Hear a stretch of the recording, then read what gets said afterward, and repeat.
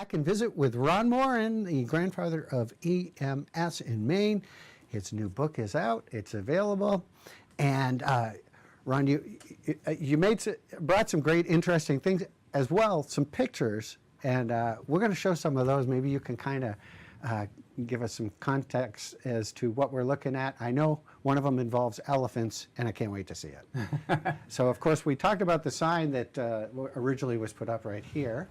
And, of course, it's got the recognition, dedication for service to you. That was an award given to me, and obviously it happened because of Billy Gilmore. He had that sign made. Yeah. But, yeah, I spent 17 years as a fire chief, building a fire department where there wasn't one, really. Yeah. And, and enjoyed it very much. Billy Gilmore was Elvis in the parade this year. Oh, for goodness. He and Linwood Doble. That was quite a sight. I'm sorry that you missed that. Yeah. They're really going to not like it that I brought that up. But anyway, we're going to look at some more pictures here, Ron. That was a 71 International Travelall that the Mountain had bought from a dealer down in Phillips, which Hazen McMullen had connections with. And that's not the way it looked when we started. It was Army green and 4-speed transmission, 4-wheel drive. And after I had bought it from the Mountain to go into business for myself, I decided there wasn't enough room in the back of it to do CPR and advanced life support procedures.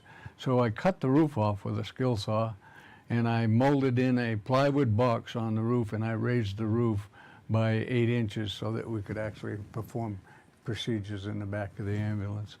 And then Larry Warren was the instigator of this ambulance service. He put me into the business with 50 cents in my pocket and a co-signed note from Kingfield Savings Bank, First Bank of Kingfield at the time. And I started into business with 50 cents in my pocket. I love it. Yeah. And back then we didn't have much for communication, so Somerset Telephone Company provided us with mobile rotary dial phones, and the dial on the left, you would actually have to dial up the number for the hospital or whoever you were calling, and if your finger slipped, you had to start all over. We had one here at SKI when I came to work here, as a matter of fact. We just upgraded it. Then the Rescue Center in Carabasset Valley was an addition that we had built to the Valley Fire Station somewhere around 1986, 87. Yeah. And the town actually voted to allow a loan from FHA to finance the construction of that building. In the town meeting, they voted to authorize it, and as the owner of the ambulance service, my commitment was to pay the utilities and pay back the loan. And after 15 years of paying back the loan, the town allowed me to have the space free of charge. Oh. Yeah. And there's the elephants that Greg is so interested in. It's just a partial picture from Roberts Brothers Circus that we decided in 1975 when my wife came on board as a nurse and had taken one of the EMT courses that I was teaching in the University of Maine in Farmington. Wife had the abilities to do advanced cardiac life support in the field, and so we decided we wanted to buy a defibrillator, and a defibrillator was $7,500 at the time, and that was in 1975. And those defibrillators today are $40,000 plus. But anyway, with the Save a Life button and the Roberts Brothers Circus, we managed to raise the $7,500 that we needed, and we bought a defibrillator, and I put the advanced cardiac life support protocol onto the Sugarloaf ambulance stationary, and I got the couple doctors at Franklin Memorial Hospital to sign that protocol, allowing Becky to provide advanced life support in the field. And that was the first time that anywhere in the state of Maine that anybody got defibrillated in an ambulance in the Isn't field. that something? Yeah. Yeah. You had to build a bigger roof just so you could do it. Yes. Yes. Now, skiing back then in the 70s, what was it like when you look at it today? What stands out in your mind? Well, you know, obviously there's a lot more people at the bottom of the double runner than there was back in the day, but I do remember walking up there to sell the buttons, the Save Life buttons, and Yeah. spending many hours in that cold that she's standing in now. Yeah, yeah, And yeah. January is always cold. Yeah. Yeah, I bet you there's still some of those buttons around, huh? Oh, I imagine. I got you. If people got them, I wouldn't be the least bit surprised people maybe didn't know the history of it. And maybe they should bring them to the charity auction. And maybe they should. And maybe they should. And we're looking at some of that memorabilia right there, Squad 51.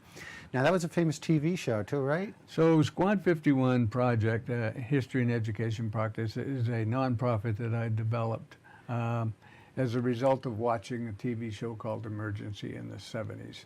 72 to 79, Johnny and Roy were the stars of the show. They were trained as paramedics in the fire department in Los Angeles. And this show inspired me and thousands of other people to become paramedics. Even though the first paramedic course didn't come to the state of Maine until 1982. Crazy. It was quite a challenge to be able to do it because it had never been done in a rural state. It was developed in Los Angeles and Dallas, Texas, and Seattle, Washington, and everybody was in the cities and in the rural areas of Maine. Yeah. It was a fight for the docs to allow us to practice medicine in the field. Right.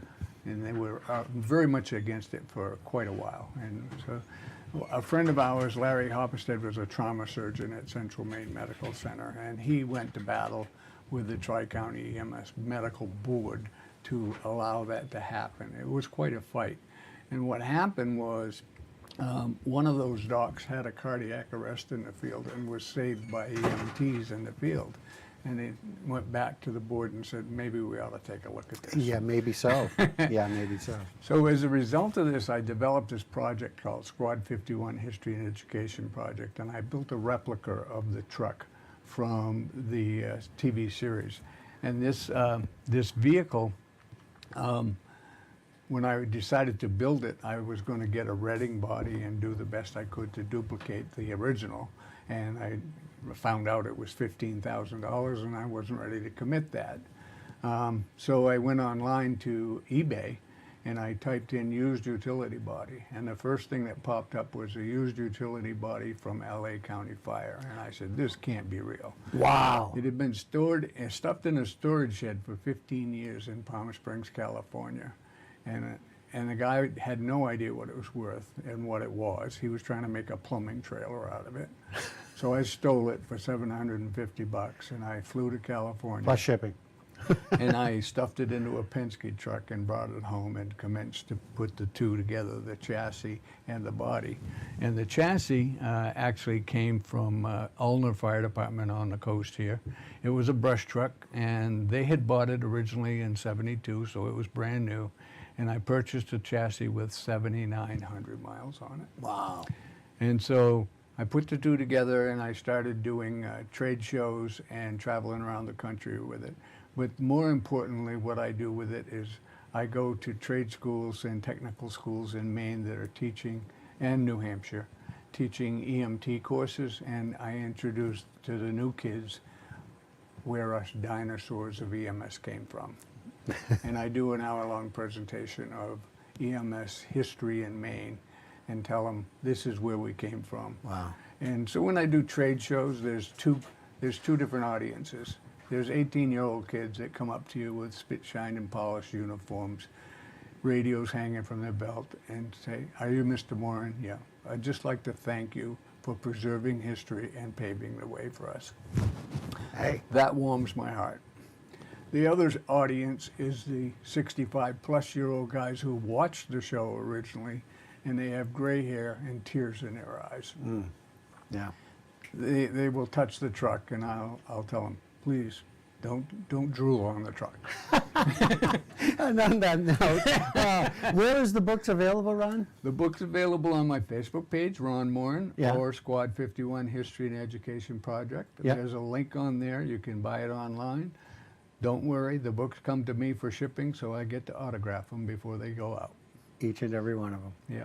Thank you, my friend. It's a pleasure, and thank you for what you've done for this community. We really you. appreciate it. Thanks for sharing, and sharing that great opportunity to raise money for the Charity Summit as well. Thank you so much, Ron. We'll take a break. We'll be right back.